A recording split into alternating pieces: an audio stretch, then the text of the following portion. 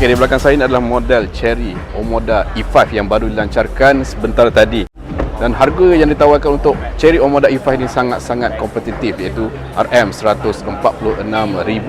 So, dengan harga yang boleh katakan agak kompetitif juga, saya saing adalah seperti BYD Atto 3. Apa yang Chery Omoda E5 ni boleh tawarkan? Jom kita tengok secara details berkenaan dengan Chery Omoda E5. Surprisingly, untuk Chery Omoda E5 harganya sangat-sangat kompetitif ya. Kita jangkakan mungkin harga yang mencecah sehingga RM160,000. Tapi untuk pelajaran hari ini harganya hanya RM146,800 saja.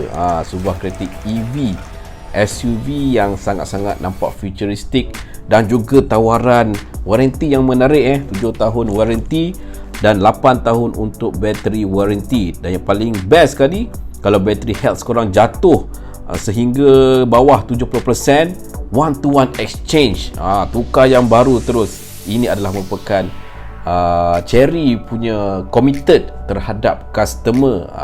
Bukan tu je, untuk pembeli 2,000 yang pertama akan dapat free charging wall box, dapat juga free V2L charger dan juga free RM1000 untuk charging credit.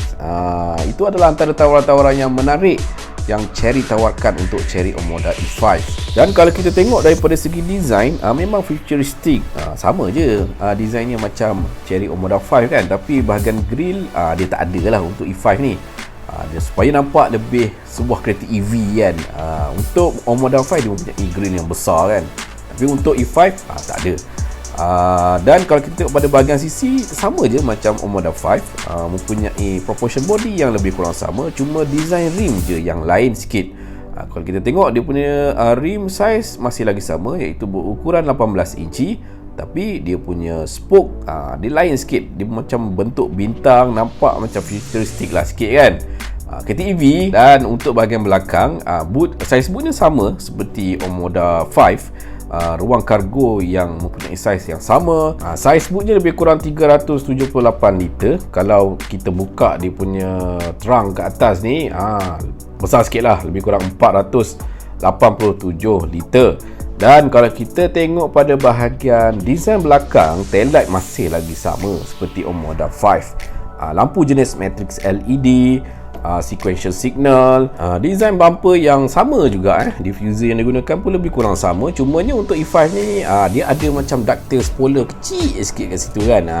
Dan yang saya teruja tengok kabin pada E5 ni memang agak unik penggunaan kemasan color dia memang sangat-sangat mewah.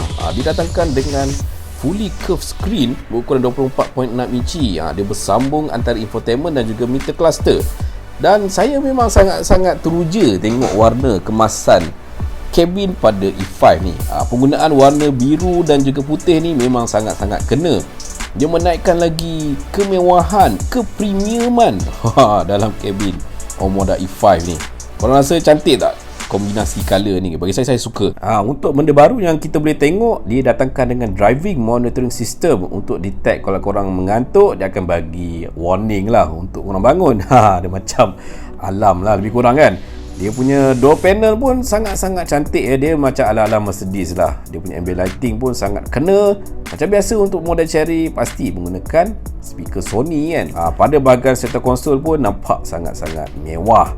Dia punya soft opening tu memang syahdu. Dan untuk armrest, dia punya ruang armrest ni pun nampak besar juga dalam. Dan korang tengok dah sendiri kemasannya, dah macam duduk dekat dalam Bentley pun ada. Dia punya ada stitching tu warna kuning. Kemasannya sangat-sangat halus tapi memang menampakkan premium. Penggunaan soft touch pada bahagian dashboard penuh dengan material soft touch yang digunakan. Dan yang paling saya suka untuk Omoda E5 ni, dia ada wireless charging tapi dengan kepatasan yang lebih laju, iaitu 50 watt. Itu yang kita nak. Untuk Omoda E5 ni juga datangkan dengan dual zone climate control, datangkan juga dengan power adjustment untuk power seat kan.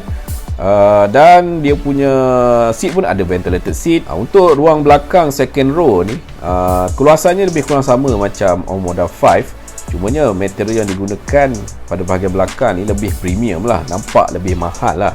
kan, berbanding dengan Omoda 5. Tapi kalau ada anak-anak kecil ni, bahagian putih ni memang korang kena jaga-jaga lah kan. Okey, kita tengok performance untuk Omoda E5 ni. Mana nak cas? Korang tengok kat depan tu terbuka macam tu. Itulah tempat charging. Unik, tapi pada masa yang sama pelik kan. Omoda E5 ni dijanakan dengan electric power 150 kW, menghasilkan power output 150 PS dan 340 Nm of torque. 0 to 100 boleh pergi sehingga 7.6 saat. Dan bateri performance ni, kalau korang charge daripada 30% ke 80%, lebih kurang 28 minit sahaja. Dan kita tengok daripada segi range range untuk Omoda E5 ni bagi saya agak kecewa sikit lah. Yang mana ianya provide 430 km sahaja, berbanding dengan BYD Atto 3 lebih tinggi sikit je, lebih kurang 480 km. Saya rasa sepatutnya untuk Omoda E5 ni patutnya saya saing lah range dengan BYD Atto 3 kan, ataupun lebih tinggi sikit ke kan.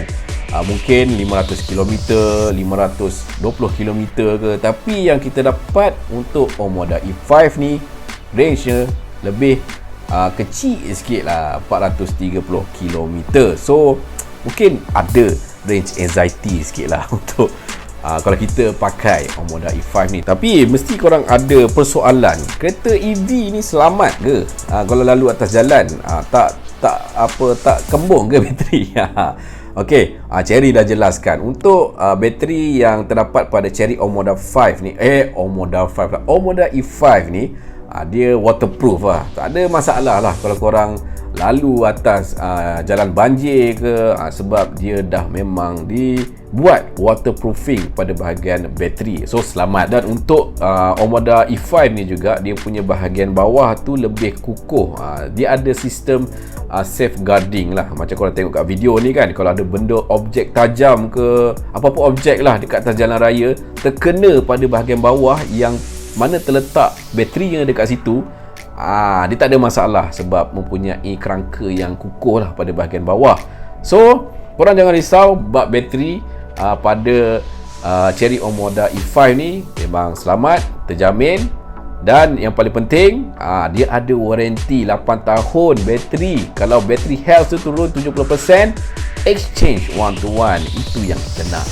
Okay, so apa pendapat korang berkenaan dengan Cherry Omoda E5 ni? Dengan harga RM146,000, adakah SUV pertama daripada Cherry ni, Omoda E5, dapat bersaing dengan BYD Atto 3? Kalau korang ada bajet lebih kurang RM150,000, adakah korang akan pilih Cherry Omoda E5 ni? Macam biasa, kalau korang rasa ada pendapat ataupun komen yang lebih bernas, boleh komen dekat bawah. Itu saja video pada kali ini. Sebelum tu jangan lupa tekan button like, komen, share dan subscribe channel Mekanik. Terima kasih.